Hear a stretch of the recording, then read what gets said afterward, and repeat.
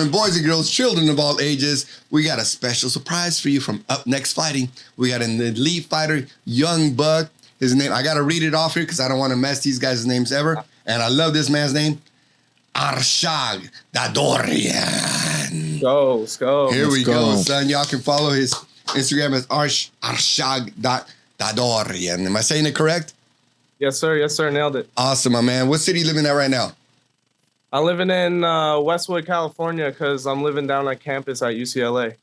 You're living in UCLA campus? Yes, sir. You're going to UCLA right now? Are you going to school in UCLA? Yes, sir. I'm a fourth-year student at UCLA. Awesome. What's your major? Political science. I want to do something law with that. Okay. I like that. So UCLA, full-time student, full-time MMA, and your ethnicity is?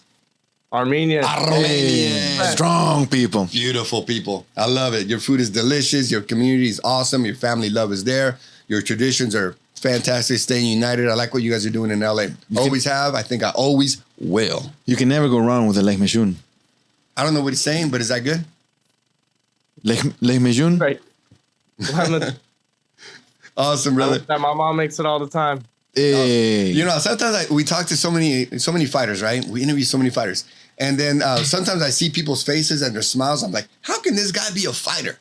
This guy like so nice, right? But then, you know, it's like, man, then you get in the ring or I watch his highlights, bro. Bro, I've been watching your kicks. Impressive. Thank you, man. Fast, thank you. I've been quick. working. You don't have a big read on you. There's like no read. It's just boom there. Pop, pop, pop. Head kicks, body shots. It's like, man, leg kicks. This guy's got him. Yep. This guy's got him. You know, so I know a little bit about you, but let me ask the questions so everyone knows about you. How long have you been wrestling for? You're how old right now? I'm 21 years old. I've been wrestling probably 9 years now. 9 years. That's a 21-year-old young stud, bro. You were learning all that in your formative years. That's like part of your blood now. I developed my little monkey build where I just have freakish strength. People look at me, they think I'm a small person. I am a small person, but I feel like a 200-pound man when I'm grabbing you. Armenian blood training, right? Yeah, exactly. It just comes out naturally. Boom. Born with it. What weight class are you fighting at right now? I'm fighting at 145 pounds. And your normal fight weight is 135? Or is it 145 always? I've been fighting at 145 always. Okay. So I want to eventually move down to 135 though. Okay, gotcha. Well, this one's on Thursday. We are at UpNext Fighting on Thursday, which is going to be a fun event. We're going to be fighting at. I say we're like I'm in there in the ring, right? But I'm so part of the family with all the guys, right? Yeah. With Ryan and Chris Bugner, right? The best. And I feel like, dude, love these guys. Yeah. Love these guys. They're so awesome. You know, his dad is also a sheriff, also like myself. So me and him talk shit. Sheriff? Yeah, I was a sheriff. I'm retired, but me and him served at the same years, right? We served in the late 90s, 2000s, and the 2010s. So when me and him talk, it's like a lot of stuff in common because we didn't have as many cameras. So it was a different world back then. Yeah, all my respect goes out to Chris, man. I know he's doing great things with the fighting community. I also know he has his own private security company or investigative company. Investigating company. He's killing it, man. That whole family's killing it. They're killing it, man. Great guys. So how did you get linked up with these guys? Did they recruit you? You hit them up, or how did it work out? I think it was like a kind of like a mutual thing. Like I was looking for them, they were kind of looking for me too. So it just worked out perfect. Okay. And then so had those relationships in the past. So how many fights have you had with UpNext Fighting? With UpNext Fighting, this will be my debut with UpNext. This should be a debut, but they've been trying to get you a fight for how long? Man, like I'd say as long as they've been an organization. I believe it. So you got a different situation going on with you because this doesn't happen too often.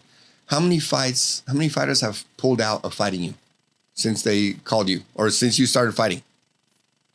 Man, too many to count. We've got to be like at least hitting 10 by now. It's been kind of crazy. It's been really hard to get a They don't want the heat. They don't want the heat. They're seeing something in you that they're pulling out. You know what I mean? Because that's not normal. I've never heard of anybody having 10 fighters pull. I've heard of people, we train a lot. We train with a lot of fighters and we interview a lot of fighters. And we hear about these people pulling out. The most that I've heard of is the Emperor. I think he's had 3 people pull out, fights. Apart from that, 10. That's a lot. 10 fights. Yeah. And when did you have your first fight? At what age? I think my first fight was I was 18, I think. Okay. So, and you haven't had any injuries, nothing that stopped you from fighting? Well, I've had my fair share of injuries and surgeries, things like that, but I never let it get in my way. If my hand's messed up, I'm punching with the other hand. I'm throwing my kicks. That's why I had good kicks. I hurt my hand for a while. Things like that. You could always be doing something. I'm never out of the gym, no matter how injured I am. So, but people are pulling out 10 fights in 3 years, even if you were kind of, recovery injured. Why do you think people are pulling out and not wanting to fight you? Why do I think people don't want to fight me? Yeah, why do you think people don't want to fight you? I think I'm just too well balanced. A lot of these guys in this MMA game, they're pretty good at something, or I like to say they're just not that bad at as they are the rest of the places. So, like, if somebody has good striking, their wrestling usually lacks. If they have good wrestling, their jiu-jitsu usually lacks, or their striking lacks. And I just think I'm too well balanced everywhere, so I'm a threat all over the place. And you think that because you're so well balanced, people pull out on you? People get scared of you?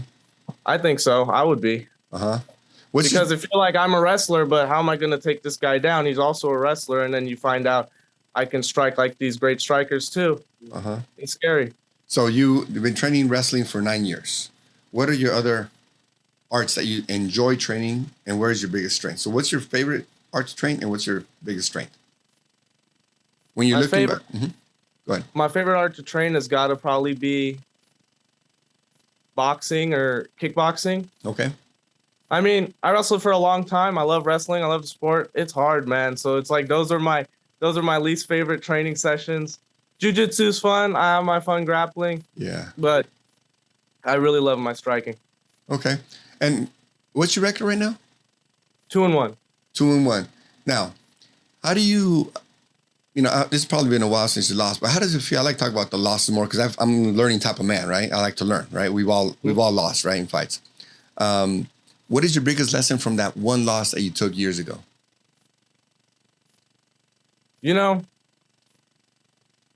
It was like, first you go on that winning streak, right? Yeah. You feel kind of unstoppable, and then you go into somebody that's tough, man. My opponent that I lost to, he's tough. He just fought for the California state title. Ooh. That's a bad dude.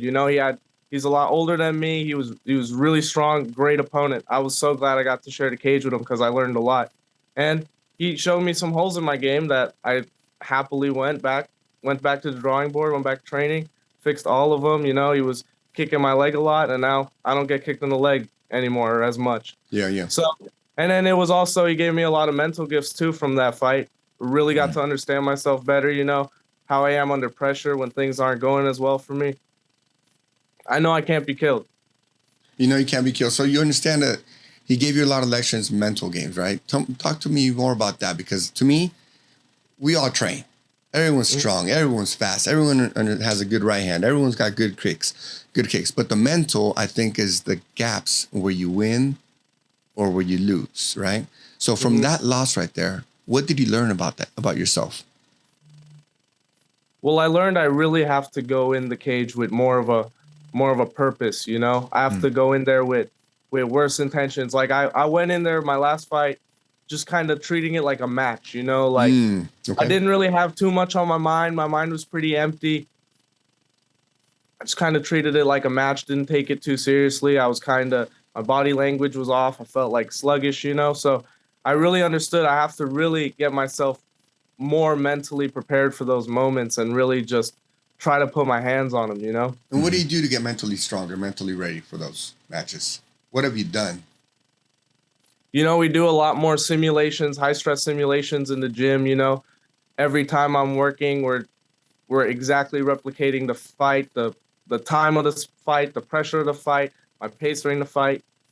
Everybody around the gym will circle around the cage, make it feel like a real fight. So okay, nice. I'm really excited. I want to show off to everybody how much I've improved, because I don't think, like you guys were talking about my last fights, those were so long ago, and I've grown so much since then. I just can't wait to show everybody. Correct. What do you think? I'm sure you study your opponent, right? Because we all have video online about how we fight.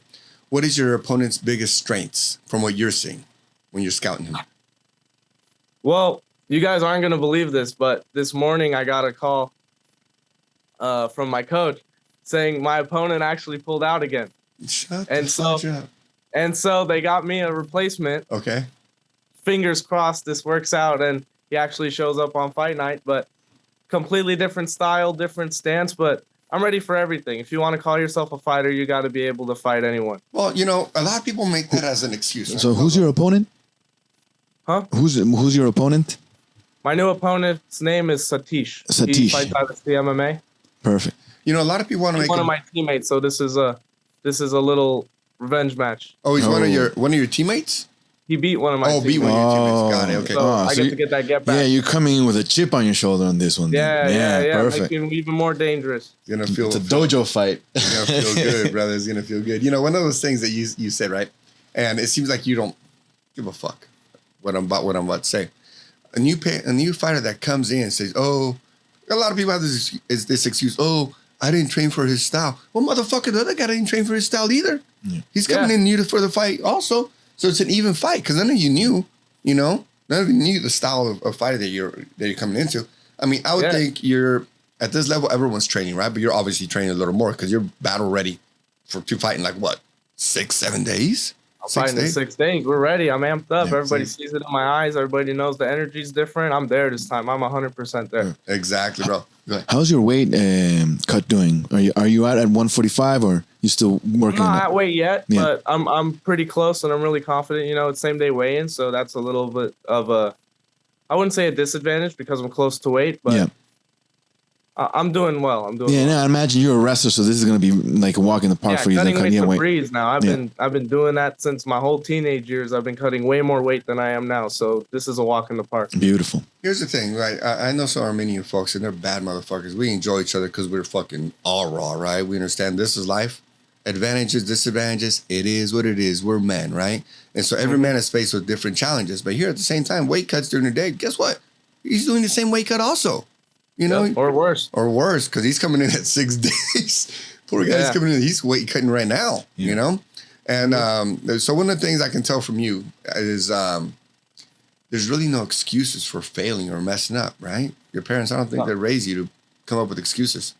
No, my coaches, my best friends, I've always been around the fighting culture of humans, so I've never been taught to make excuses and bullshit. I've always been like, hey, it's on you. If I make excuses, I look worse. They're gonna come down on me even harder for one doing whatever I did, and then the excuses that followed it. So when you mess up, you just gotta shut up and deal with it. How does it feel to be raised in the culture of battle? Talk about that. Like, how fun is it? Like, the mindset is always on, right? But then again, how fun is it? The camaraderie that you're hanging out with other fighters, you get to talk smack, you eat the same style, you guys are watching you got the same habits. Yeah, it's awesome. I mean, I feel bad for most normal people because they'll never get to have a relationship with their friends the way we do, like my friends and I beat the hell out of each other every day. That's how we bond. We know exactly how tough each other is. We trust each other with our lives. Those are your boys till you die. And then when you go into the outside world, you go hang out. Like, I go to UCLA and then I have to go around a whole bunch of non-fighters now. Softville. You don't go to UCLA, you go to Softville. Softville, yeah. Living in Softville. You know how out of place I feel, man? It's crazy. I can just imagine. Bro, we live in Silicon Valley. You think your shit is soft? Bro. Even worse. Bro, you wear a red hat over here.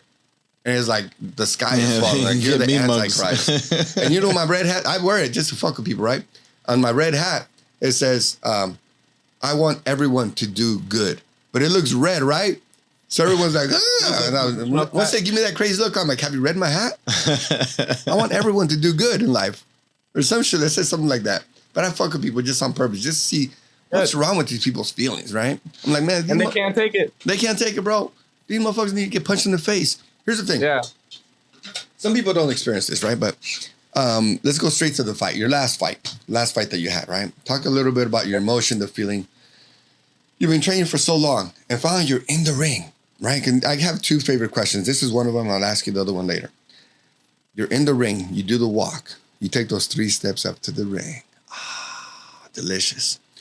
You're looking at your opponent in the ring, and you're like, yeah, this is lunch right here. And then, ring, ring. You engage. How good does that first point of contact feel?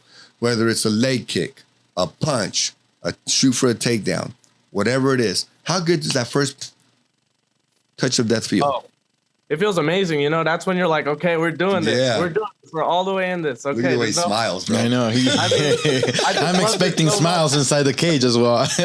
I'll be smiling all day inside the cage. Yeah. I never have more fun than My when that boy, goes- Yeah. my boy, pause that right there, and you're gonna keep going. These motherfuckers, this guy, when he's punching, he's smiling, and when I'm grappling, I'm smiling. And our friends are like, "What's wrong with you guys? Like, this is hella fun. Combat Yeah. is fun, you know." Yeah. So I started to interrupt you. You just fucking reminded me of us, bro. So keep going. That first point of contact, boom. Say you hit this dude with the right away, come out. He drops his hands, touch, boom. How good does that feel right there? Talk about that. That feels good because then you like. I'm not gonna say I love getting hit in the face, but that first punch is pretty nice. I'm not gonna lie. It You is get nice. hit, you're like, okay, this guy doesn't have anything for me. This is his power. Okay, he hits soft as hell, you know. Yeah. And then you're like, it'll give you more confidence throughout the fight, and then you get that little adrenaline power from that Right. too. And then you're really turned on, and now it's really a party. It feels like you're kind of taking his power, right? Yeah, It does. like a People don't- cartoon or something. People don't It's get back that. and forth. That's what a fight is. It's just you're just transferring power back and forth. Whoever's got that momentum has that little legend power. Correct. And see, people don't understand that, but it's a beautiful thing. Now, when was the first time you actually remember feeling that? At what age were you? I mean, you started wrestling at age, would you say 9 years training? You've been wrestling since you were 12 years old? When was the first time you actually felt? around there? When was the first time you actually felt like a good combat experience in the gym when you're like, oh, I like this? How old were you? Do you remember? Probably winning my first wrestling match. How old were Yeah. you? How old were you? Probably like when I actually competed, like 13 maybe. 13, okay. And you're like, I'm in this fight. Yeah, I've had so many wrestling matches in there too. That's why when I walk to the cage, it's not that much different than a wrestling match. Right. So you feel like you have so much experience under your belt just by having those little like simulations. Like, you know, in wrestling, you're not really gonna get hurt. There's not that danger element to it as much, but the nerves are still there. You learn how to deal with them young. So this is just fun for me. It's not really, I'm not sitting in the back freaking out like some guys do, you know. Yeah. It's another day. I agree with that. You know, you kind of talked like, I forget what his first name was, but the Parisian kid. He was also from down in L.A. Parisian from UFC. Cotto? Cotto? Is that him? He Cotto? thought we have the same head coach. No shit, huh? I'm from the same lineage, same gym. I like his style. I like that guy's style, man. You talk like him when at the beginning, you know, at the beginning of his career.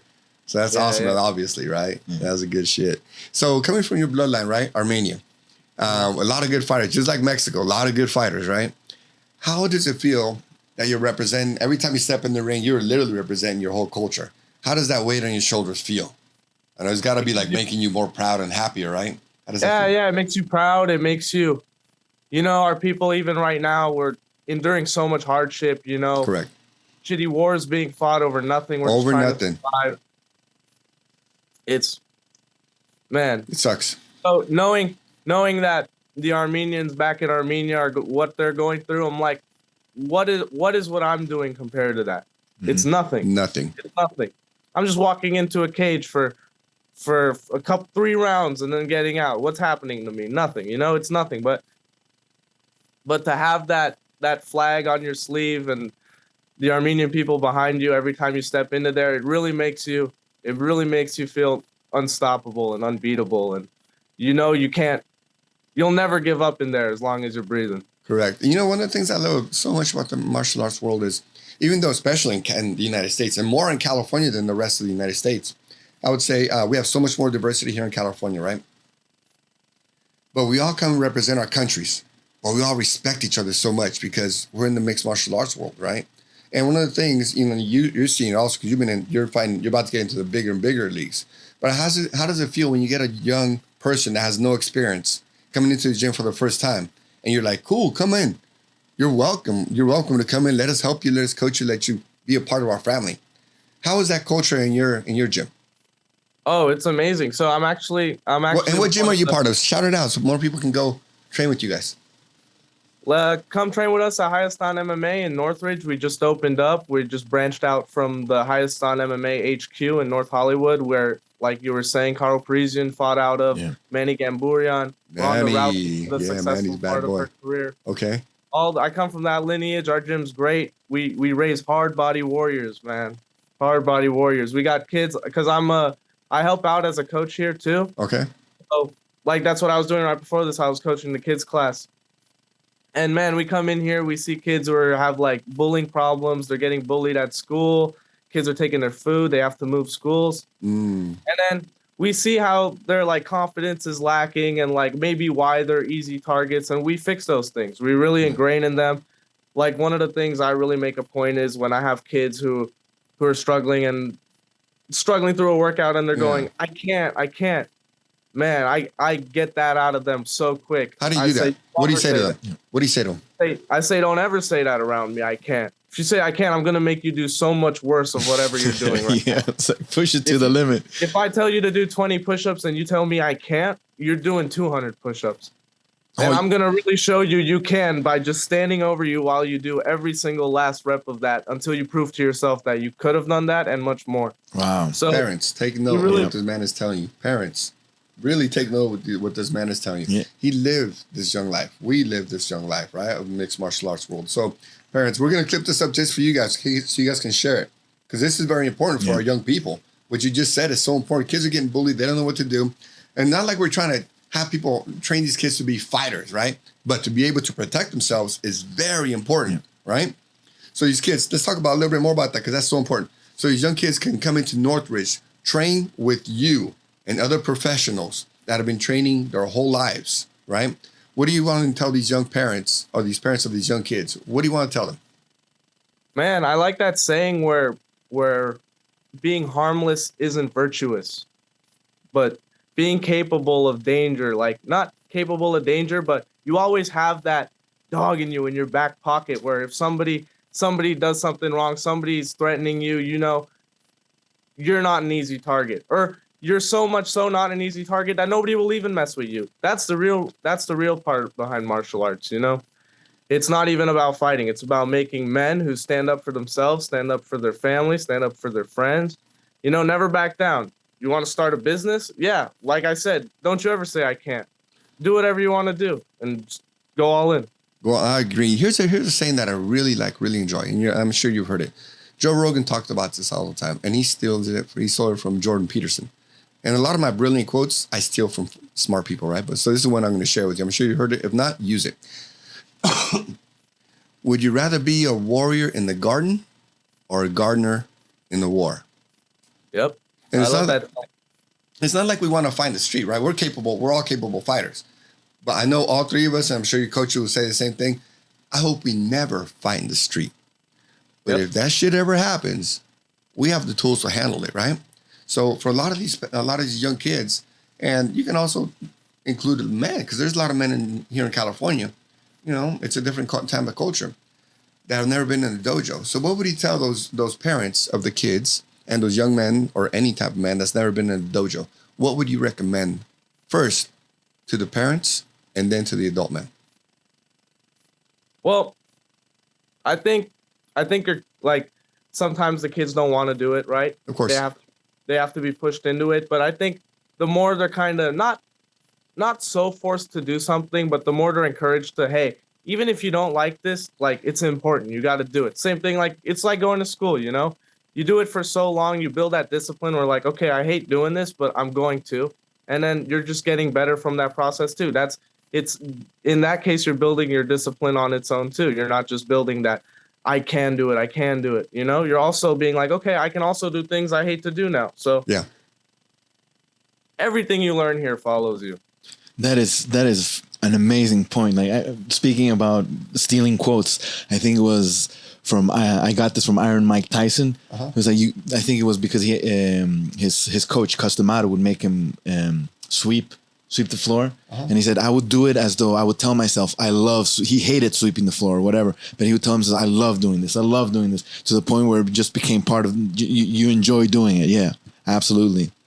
Yeah, one of my high school wrestling coaches would actually say that too, because like who doesn't hate doing homework, you know? And he's like, if you just listen to the teacher and just do everything they say to do, how could you ever like fail? You can't. It's impossible. If you do everything you're supposed to do, failing is impossible. And he's like, just tell yourself you enjoy reading the book. Make it fun, you know? Make it a game with yourself. Correct. That's a good thing. So talk about your coaching in your gym, right? And how are they preparing you for this fight that's coming up on Thursday? And how excited are you for this new opponent now, right? Oh man, I'm hyped. Let's hope that he stays in the fight. Yeah, fingers crossed. I don't even care who's in front of me. I just want to fight. I want to get back in that cage. Yeah. Hear it slam shut. It locks. Name gets announced, and we're banging. We're throwing fists. We're throwing shins. We're throwing knees, elbows, everything. I just want to get in there, and I want to fuck somebody up and show everybody what I've been working on. I like the way you're speaking. So how does your coach mentally prepare you for this? And who's your main coach again? Say it again. My main coach is David Roberts. He's one of the owners here at the new Highest On MMA in Northridge. He had a great career on his own, really successful. He's still undefeated MMA fighter. He fought for the previous UpNext owners too. Yeah, he's one of those people where he's not just a coach, he's also my mentor, you know. I hang out with him outside of the gym. He's like my big brother. He really is. I've never felt like he really feels like he's my blood big brother. That's how the relationship between us is. And outside of just teaching me how to fight, he teaches me all these little mental lessons like I've been like kind of preaching on here too. Yeah. You know, all these things he taught me. It's just he's really bulletproofed my mind, you know. Anything's possible. Just keep trying. Excellent. It's a longevity game. It's not a sprint. I was about to say, he's training you for the long run, right? Yeah. That mindset is going to last forever for whatever you're doing, whatever career you want to go with.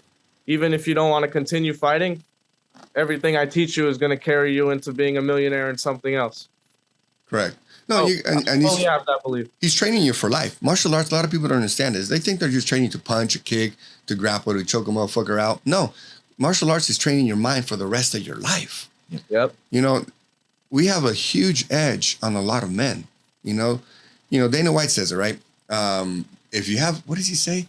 He said it this summer, right? Like, there's so many sissies out there. I don't want to call anybody a pussy because I want to be polite. There's so many sissies out there, you know, so many sissies out there. And Dana White says, if you got a little bit of dog in you, I don't know the exact words, if you got a little bit, you're going to be able to beat a bunch of these sissies. And like you say, over and over again, it's a mindset, right? We got to train our mind to get out there. Any business now, it's just if you got a little bit of dog in you, you're going to have to be able to beat a lot of these little simps around here. So you're right when you talk about when people get their kids out there to train with you, how much is it developing their mind? I would say martial arts prepares kids more than actual school prepares them. Would you agree with me? Oh, 100%. 100%. I actually think school's more like I'm in the number one public university in the country, and I'm saying this. Like, school will only it'll hurt you even more because now being soft is being more praised than being hard. Correct. You know, they're telling you, oh, it's okay to feel like this. It's okay to do this. It's okay to do this. Like, yeah, it is, because now you're telling yourself, you're putting limits on yourself. You're going, how could anybody achieve anything they think they can't do? Correct. It's impossible. It's literally impossible.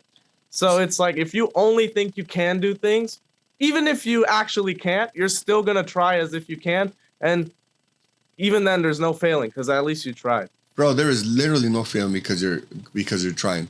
Because if you didn't reach your goal, you got a lesson out of it. You got experience out of it. No matter what. To me, there's no losing. There really is no losing. Even when we grapple, when we fight, whatever, to me, there's no losing. You had a good time. That's a good thing. How many people are not able to even try because they never tested their minds? And that's one of the things that's so important about martial arts. You're able to test your mind, grow your mind, battle within yourself, and understand this is hard, but I still got through the training. Yep. And all these things carry over. And I'm sure, let me ask you a percentage.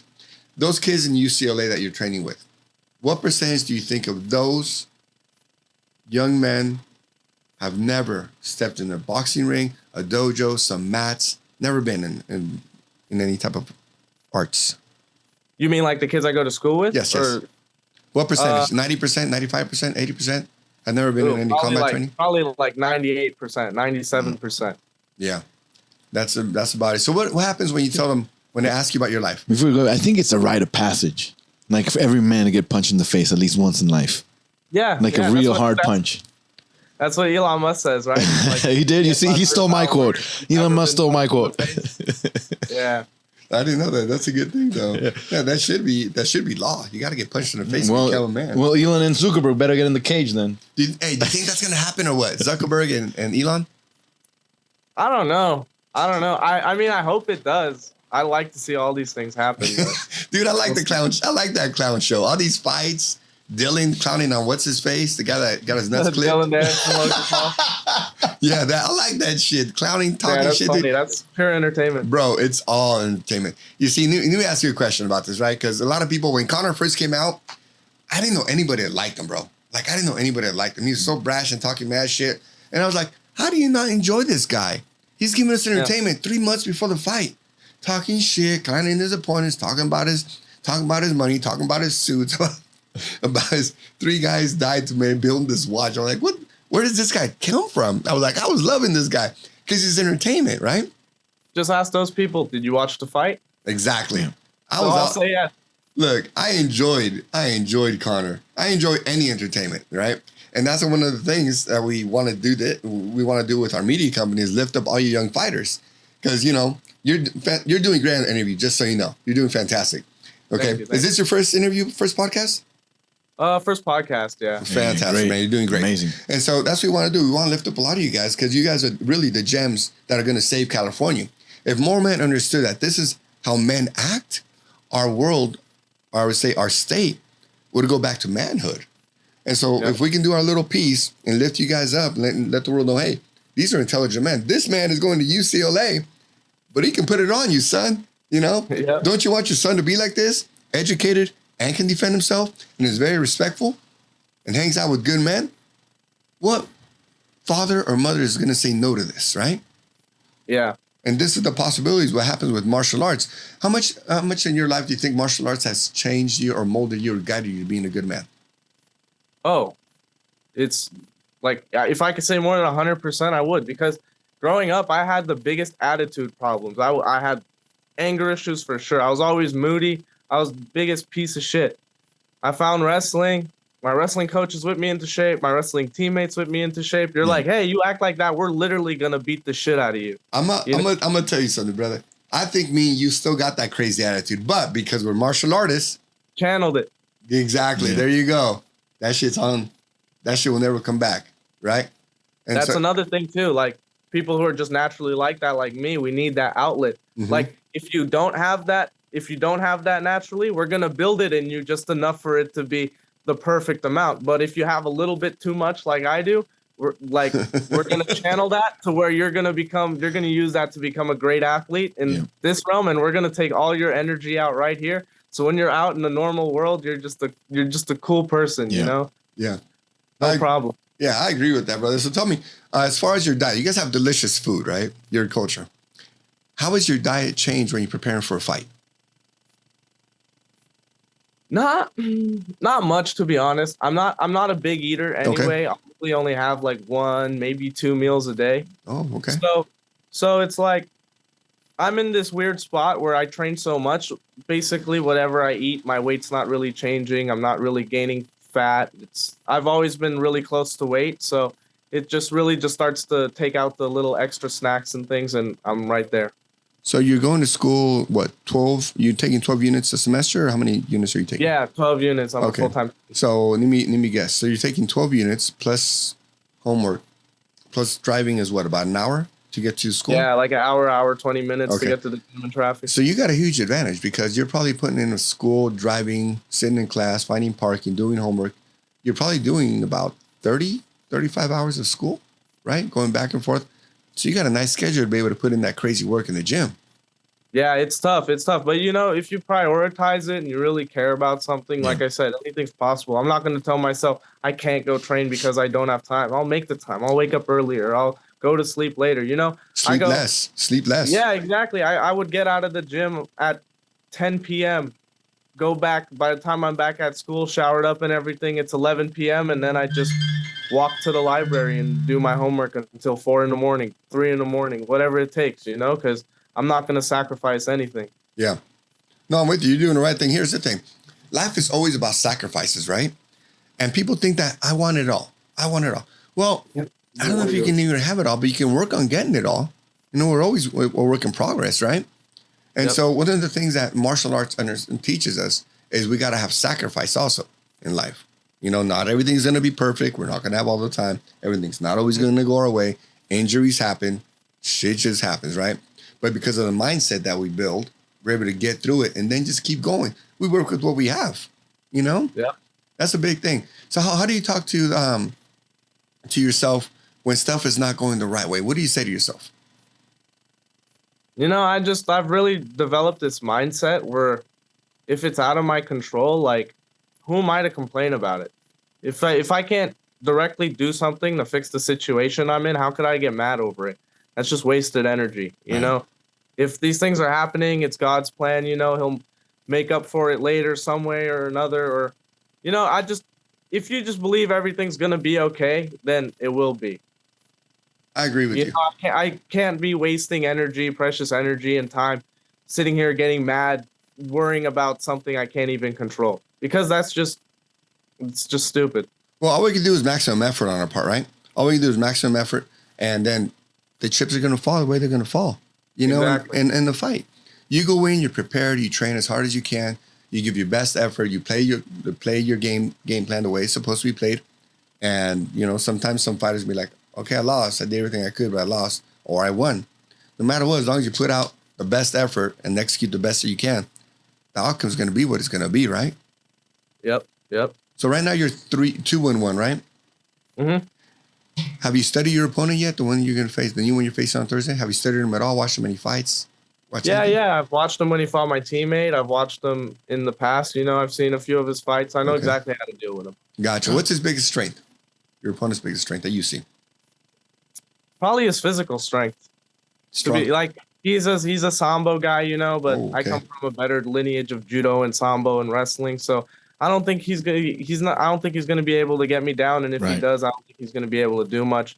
And on the feet, I know I'm better than him. Okay. Yeah. Them kicks are gonna come flying out. Oh yeah. He's a lot of kicks too. So let's see whose shins break first. Yeah. There you go. Now, I know you and your coach practice sequences, right? In a perfect world, what would your final sequence be to knock him out, make him quit, the ref jump in? What would be your perfect final sequence? Ooh, I don't know if I want to give that up, because what was your second favorite then?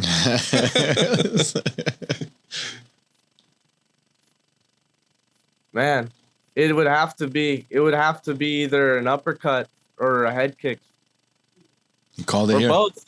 Jab, uppercut, hook to the body, head kick. Same time. You know? Boom. Yep. You know what I really enjoy? I enjoy your kicks to the calves. I enjoy those calf kicks, that shin kicks. The way your form is. I've added some better ones. Oh yeah. I've been watching you. I've been watching you, brother.